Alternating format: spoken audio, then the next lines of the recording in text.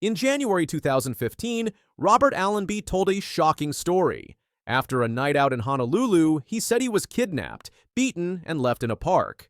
His story shocked everyone, but soon things didn't add up. As more details came out, people started to wonder what really happened that night and how it changed his life forever. Robert Allenby was born in Melbourne, Australia, on July 12, 1971. He began his professional golf career in 1991 and quickly made a name for himself with his competitive nature and fiery demeanor. Throughout his career, Allenby amassed 22 professional wins worldwide, including 4 victories on the PGA Tour.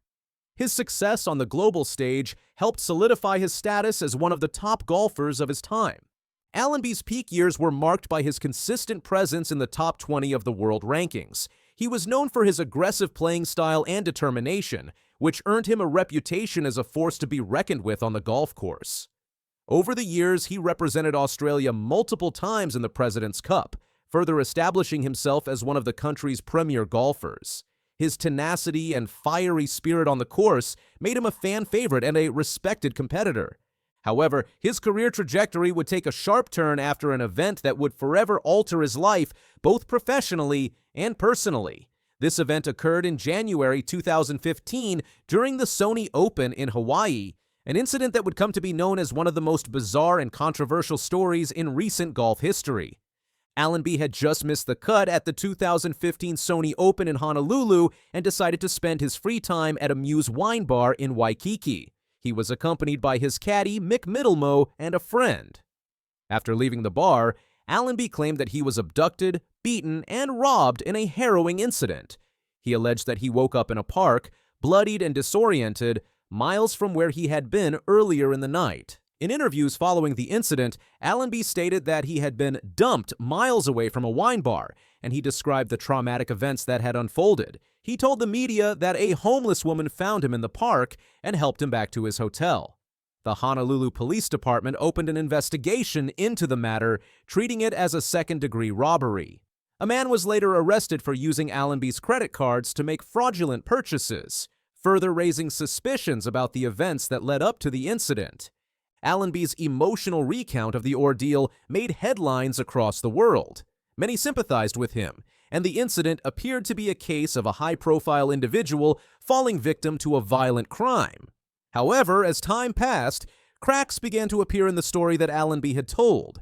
As more details emerged, questions about the veracity of Allenby's story began to surface.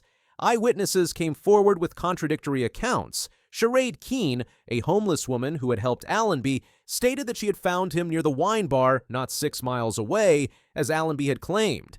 Keene also reported that Allenby had been arguing with 2 homeless men and that she had no idea how he had sustained his injuries. She offered no confirmation that he had been abducted or beaten, casting doubt on the authenticity of Allenby's claims. Further complications arose when Chris Camus, who had been with Allenby earlier that evening, described the golfer as being extremely intoxicated. Camus suggested that Allenby had passed out after visiting a strip club, injuring himself when he fell onto a lava rock. This version of events stood in stark contrast to Allenby's initial account of being kidnapped and assaulted. Allenby's former caddy, Mick Middlemo, revealed that Allenby had asked him to support the kidnapping story, despite Middlemo not believing it to be true. Middlemo stated that Allenby had made several unusual requests, and their relationship began to deteriorate as a result of the controversy. Middlemo's revelation added more fuel to the fire, casting doubt on Allenby's integrity and leading to a public relations nightmare for the golfer. The contradictions and inconsistencies between Allenby's version of events and the testimonies of those involved led to widespread skepticism. The media, which had initially rallied around the golfer as a victim, quickly turned against him. As the public's perception of the incident shifted, Allenby's reputation began to suffer. The fallout from the 2015 incident had severe repercussions for Allenby's career. In the wake of the controversy, he struggled to regain his footing on the PGA Tour. His performance took a significant hit, and he was unable to recover his former level of play. Allenby made only 6 cuts in 2015, a stark contrast to the top 20 finishes he had enjoyed in previous years. He withdrew from the Humana Challenge and appeared to be in a downward spiral. Allenby also faced a decline in sponsorships. Several companies, including major golf brands, distanced themselves from the embattled golfer. The media scrutiny surrounding the incident intensified, and Allenby found himself the subject of relentless public examination. His sponsors, wary of the potential damage to their brands, made the decision to sever ties with him. The golfer, who had once been a rising star in the sport, was now battling both public perception and personal struggles.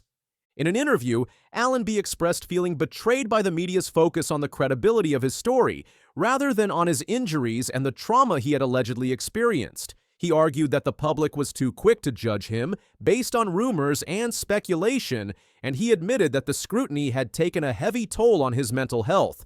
He sought psychological help to cope with the emotional aftermath of the incident, but his career never fully recovered.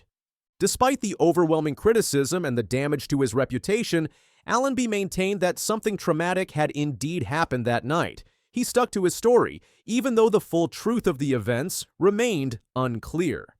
The controversy surrounding the kidnapping claim would linger for years, overshadowing much of Allenby's golfing achievements.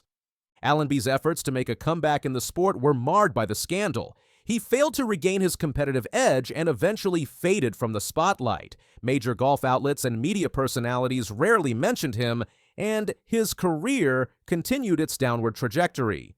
However, Allenby remained adamant that he had experienced something traumatic and that the truth behind the incident had yet to be fully uncovered. He maintained that he had been the victim of a violent crime, even though the evidence suggested otherwise. Despite the public's shifting perception, Allenby's determination to clear his name kept him fighting for an explanation. Today, Robert Allenby is often remembered for the incident that tainted his legacy, rather than for his accomplishments as a professional golfer. While his career boasted impressive victories, including multiple PGA Tour wins and international recognition, the 2015 kidnapping saga has come to define his narrative in the eyes of many.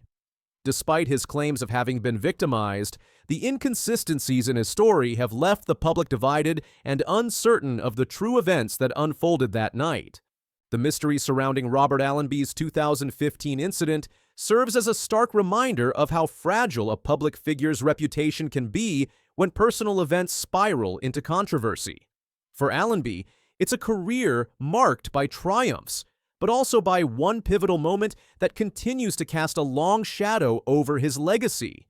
Even though Robert Allenby tried to move on from the scandal, the full truth about what happened that night in Waikiki is still unknown. Allenby may never completely clear his name, but the incident has become one of the most talked about moments in golf. It's the story of a skilled athlete, a strange turn of events, and a career that was changed forever.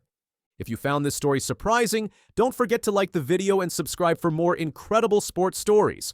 Share your thoughts in the comments below. What do you think really happened to Robert Allenby that night? Stay tuned for more.